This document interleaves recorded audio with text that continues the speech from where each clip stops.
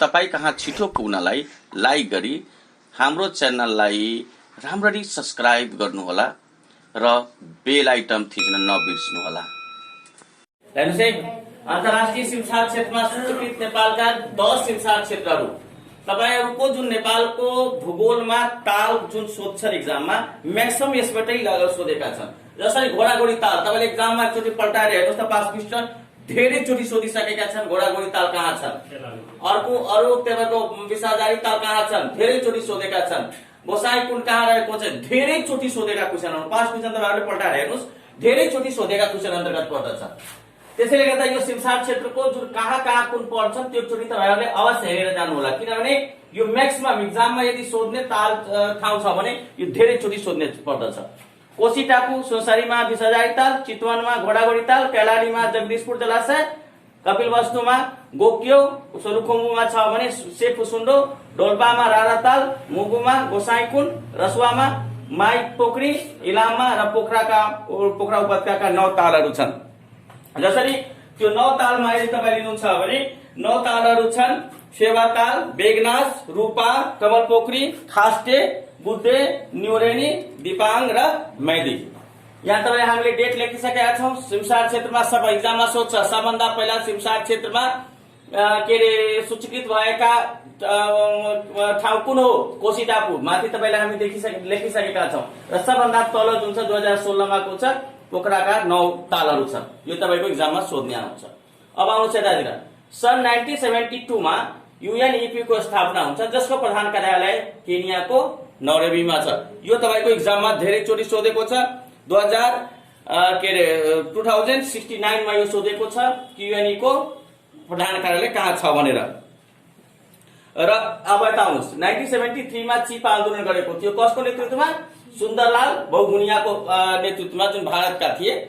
उहाँको हिमाचल र गढवाल क्षेत्र हिमाचल र गढवाल क्षेत्रलाई उहाँले के बनाएका थिए, आफ्नो भूमि बनाएका थिए कि यहाँनिर वनको संरक्षण जसरी पनि गर्नुपर्ने हुन्छ, वनलाई विनाश गर्न पाउँदैन भनेर यिनीहरूले आन्दोलन छेडेका थिए। अर्को 1973 मै अर्को एउटा इम्पोर्टेन्ट ठाउँ स्थापना हुन्छ जसलाई भन्छौँ हामी सिटी, जुन दुर्लभ हुन गइरहेका जीव जन्तु र बोट बिरुवाहरूको संरक्षण गर्नको लागि गरिएको थियो। भन्नुको मतलब त्यसको ओसार पसार र नियन्त्रण गर्नको लागि जुन एउटा सन्धि भएको थियो त्यो के थियो, सिटी भनेर गरिएको थियो। जसको सिटीको फुल फर्म लानुहुन्छ भने के छ यसको सिटीको full form, The Convention on International Trade in Endangered Species of Wild Fauna and Flora भनेर यसको फुल फर्म हो। जसको कसको सहयोगमा यो स्थापना भएको, आईयुसिएन को सहयोगमा भएको हो। प्रधान कार्यालय यसको जेनेभामा छ। यो एक्जाममा सोधेको थियो शाखाधिकृतको 2071 सालमा कि सिटी को प्रधान कार्यालय कहाँ छ। र एउटा क्वेशन तपाईलाई सोधेका थिए यसबाट शाखाधिकृतको 72 मा सिटी सिटी जुन छ कुन अन्तर्गत पर्दछ, त्यो कुन अन्तर्गत पर्दछ, दुर्लभ जीव जन्तु र वनस्पतिहरूको संरक्षण र ओसान प्रसारलाई संरक्षण गर्ने उद्देश्यले बनाइएको हुन्छ। यो तपाईलाई शाखाधिकृतको 2072 सालमा सोधेको पोइन्ट हो। यो सन्धि जुन छ कहिले भएको हो, मैले माथि नै लेखाइसकेका छौं। सन् 1973 मा भएको थियो भने लागू 75 देखि भएको हो भने नेपाल यसका सदस्य कहिले बनेका थिए, 1975 मै नेपाल यसको सदस्य बनेका थिए। अब आउनुस् 1975 मा वातावरण सम्बन्धी के भएको थियो। त्यो भन्दा पहिला आईयुसिएन एउटा टर्म आएको छ। कसको सहयोगमा, आईयुसिएन को सहयोगमा। आईयुसिएन भनेको के, आईयुसिएन भनेको इंटरनेशनल यूनियन फर कंजर्वेशन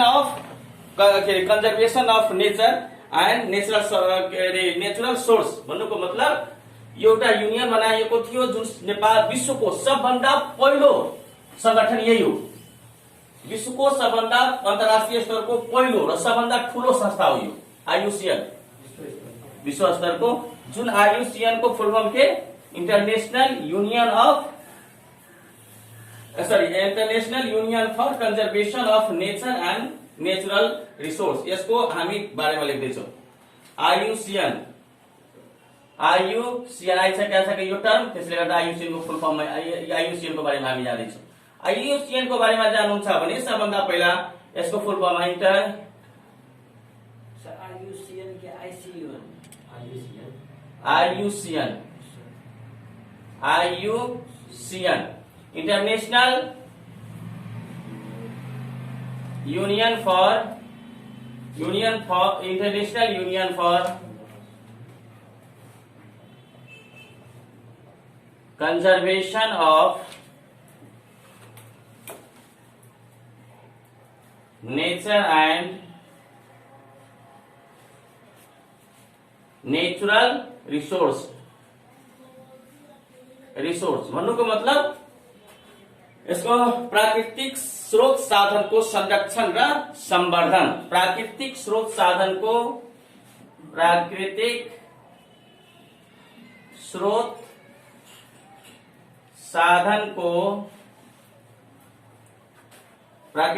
साधनको संरक्षण र संवर्धन। तपाईँले सोध्छ एक्जाममा आइयुसिएन कुन अन्तर्गत पर्दछ अथवा केसँग सम्बन्धित छ भने तपाईँले सोध्छन्, धेरैपटि सोधेका छन्। र अन्तर्राष्ट्रिय स्तरको पहिलो र ठूलो संस्थान, अन्तर्राष्ट्रिय स्तरको पहिलो र सबभन्दा ठूलो संस्थान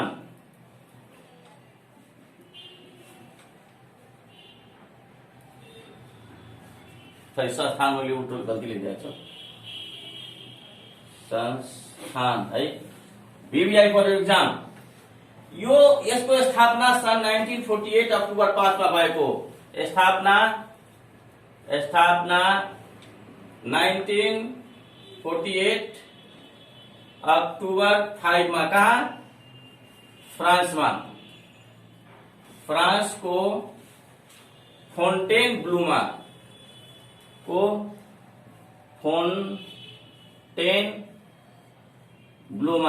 यसको प्रधान कार्यालय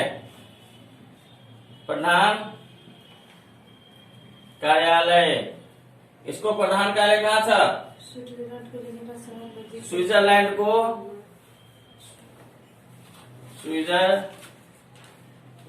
को जेनेवा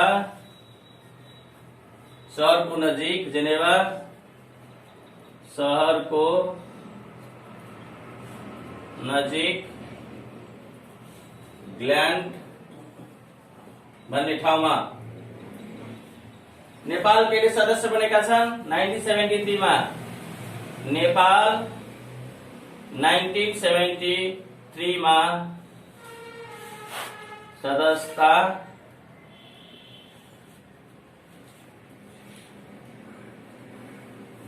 प्राप्त गरेका।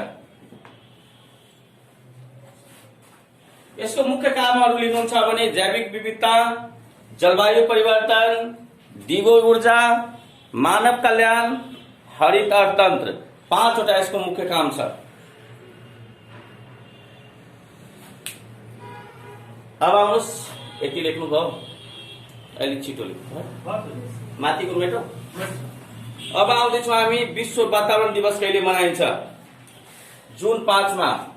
यो कहिलेदेखि मनाउन सुरु गरिएको छ? सन् यो 73 को कुरा हामी गरेका छौँ अहिलेसम्म। अब हामी 74 मा आइसकेका छौँ। 1974 मा सन् 1974 मा हरेक जुन 5 मा विश्व वातावरण दिवस मनाइन्छ। विश्व वातावरण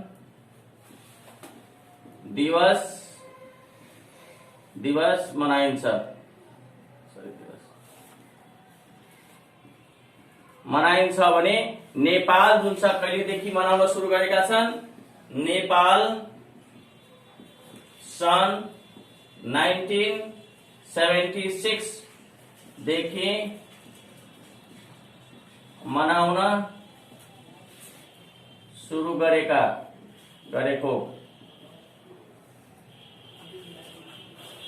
र यो तपाईको शाखा अधिकृतको 72 सालमा सोधेका छन् कि विश्व वातावरण दिवस कहिले मनाइन्छ।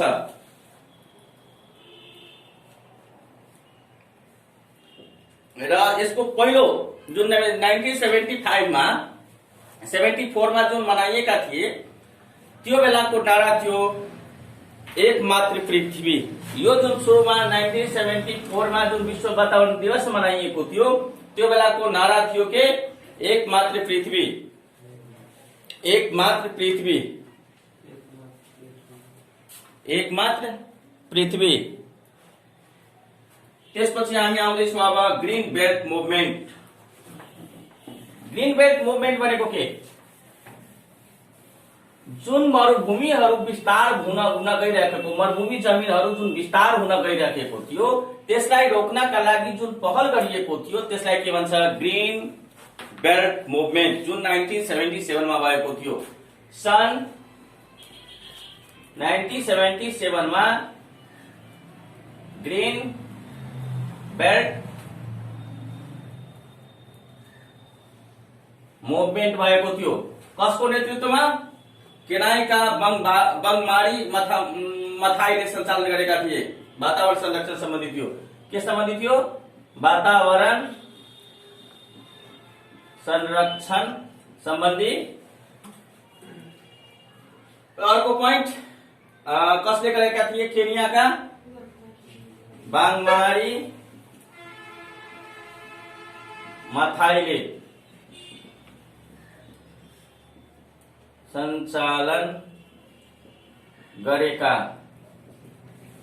है बाङमारी? हजुर, बाङमारी भन्छ। केनाका थिए? केनियाका थिए भने केनियाका थिए भने अर्को 2004 मा उहाँले नोबेल शान्ति पुरस्कार पाएका थिए। नोबेल शान्ति पुरस्कार प्राप्त गरेका।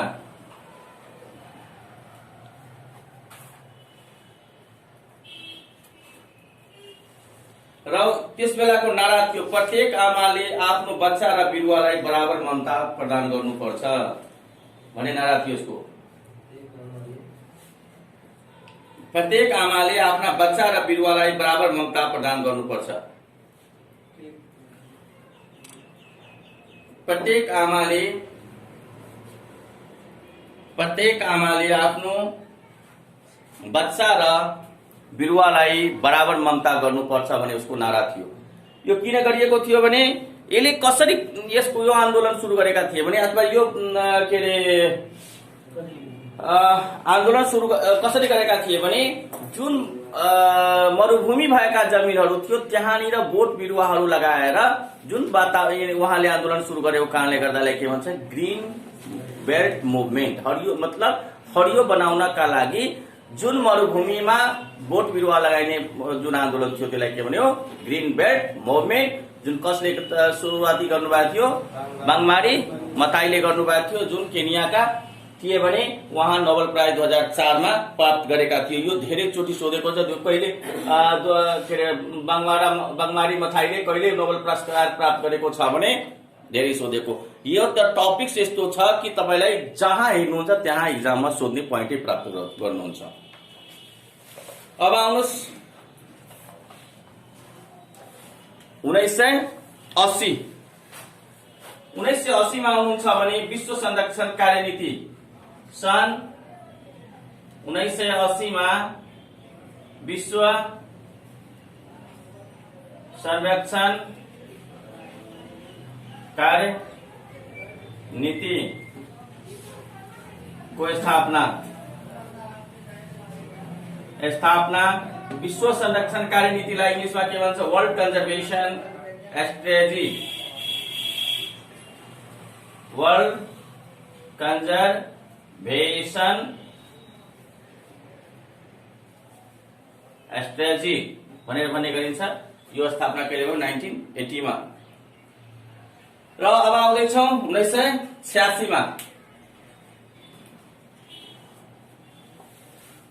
1986 मा हामी आउँदैछौँ।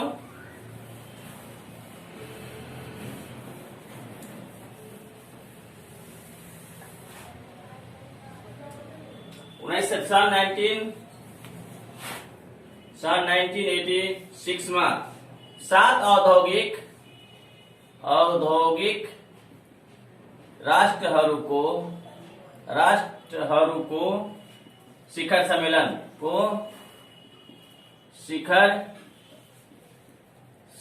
हो यो।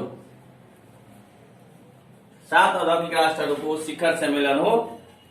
यिनीहरूले त्यो बेलामा के प्रतिबद्धता गरेको थियो भने क्लोरोफ्लोरोकार्बन उत्सर्जन घटाउने उद्योगबाट उहाँहरूले के गरेका थिए, 7 राष्ट्रहरूले उद्योगबाट क्लोरोफ्लोरोकार्बन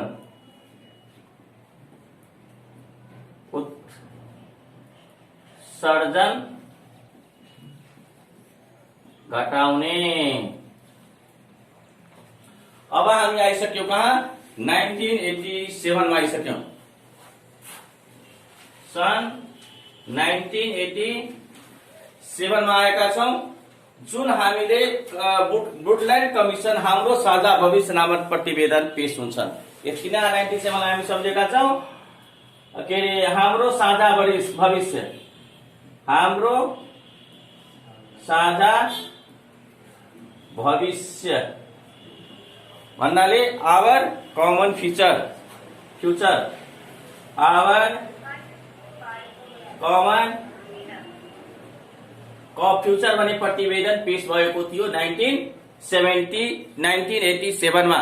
यो कहानी म दिगो विकास सुरु गर्ने बेलामा भनिसकेका थियौं कि सन् 1983 मा एउटा कमिसन गठन हुन्छन्। कसको कति हो, 1983 मा एउटा कमिसन गठन हुन्छ।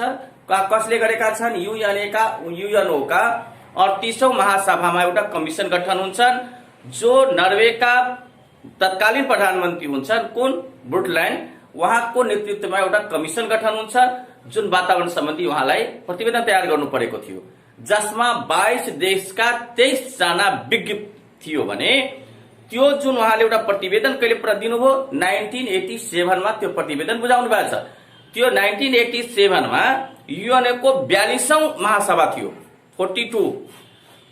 कमिसन कहिले गठन कहिले भयो, 38, र बुझाउनु भयो त्यो कहिले, कुन कतिऔं महासभा थियो त्यो, 42 महासभामा उहाँले बुझाउनु भयो।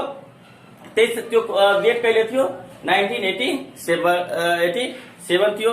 त्यसमा उहाँले एउटा प्रतिवेदन बुझाउनु भयो, त्यसको नाम थियो के, हाम्रो साझा भविष्य, जुन कुन प्रेसबाट प्रकाशित भएका थिए, अक्सफोर्ड युनिभर्सिटी प्रेसबाट प्रकाशित गरिएको थियो है। यति तपाईँ हिजो अस्ति मैले लेखाइसकेका छौँ। यो प्रतिवेदन भएको थियो, 42 मा प्रतिवेदन पेश गरिएको थियो यो, 42औं महासभामा। अब हामी आउँदैछौँ 1989 मा। फिनल्यान्डको राजधानी हेलसिन्की, फिनल्यान्डको राजधानी 1989।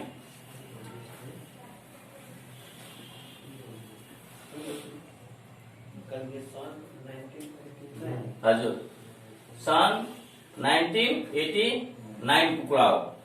फिनल्यान्डको राजधानी हेलसिन्कीमा सम्पन्न बैठकलाई के भन्छ, हेलसिन्की सम्मेलन पनि भन्ने गरिन्छ। हजुर, के अरे फिनल्यान्डको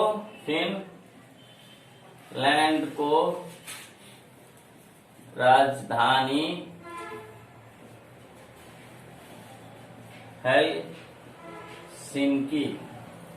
हेलसिन्कीमा सम्पन्न हेलसिन्की सम्मेलन यसमा के गरिएको थियो भने यो सम्मेलनमा के प्रतिवेदन निकाल्यो भने 2000 सम्ममा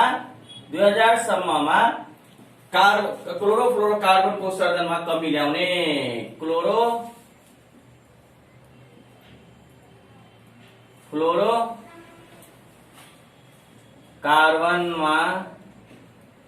कार्बन उत्सर्जनमा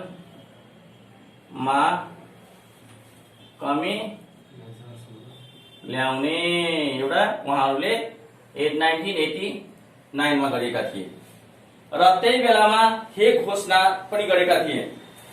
हेग घोषणा अर्को त्यही समयमा के अरे 1989 मार्च 11 मा हेग घोषणा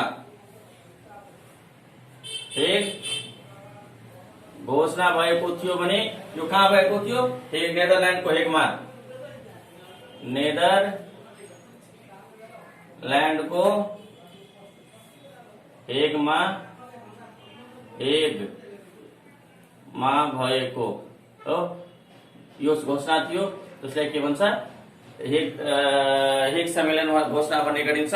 यसमा के गर्यो? यो पनि के थियो? वातावरण सम्बन्धी थियो। यसको के भनाइ थियो भने प्रदूषित वातावरणबाट मानवलाई बचाऊ, भनेर घोषणा पत्र गरिएको थियो। अब आउँदैछौँ हामी 1990 मा ओजोन तह सम्बन्धी लन्डनमा भएको सम्मेलनले, लेख्नुस् त 1990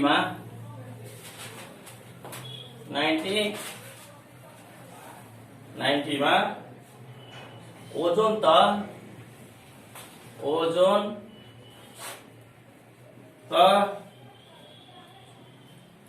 संरक्षण सम्बन्धी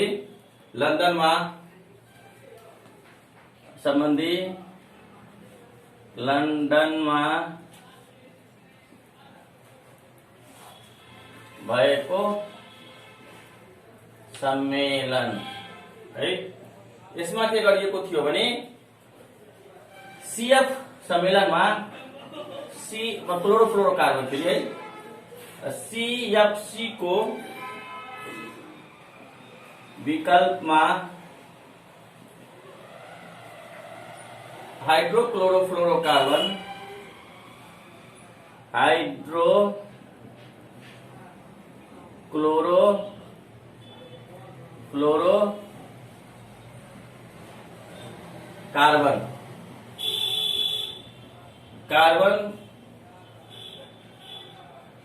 कार्बन प्रयोगमा ल्याउने भनेर यसको सम्मेलनमा गरेका थिए। यति गरेपछि दिगो विकासको दोस्रो भाग हामी हिँड गर्छौं। अब हामी भोलि दिगो विकासको तेस्रो भागमा आउँदैछौं। यसभन्दा पनि इम्पोर्टेन्ट कुराहरू हामी पढ्नेछौं, जसरी पृथ्वी सम्मेलन विश्वको सबभन्दा ठूलो सम्मेलन। यसभन्दा ठूलो सम्मेलन आजमा भएकै छैन। विश्वको अन्तर्राष्ट्रिय अन्तरमा सबभन्दा ठूलो संस्थान कुन हो? आयुसियन हो भने सबभन्दा ठूलो आजसम्म त्यति मान्छे कहीँ अहिलेसम्म सम्मेलनमा भाग लिएकै छैन। विश्वको सबभन्दा ठूलो सम्मेलनको कुरा हामी भोलि गर्दैछौँ भाग 3 मा। हस्, धन्यवाद।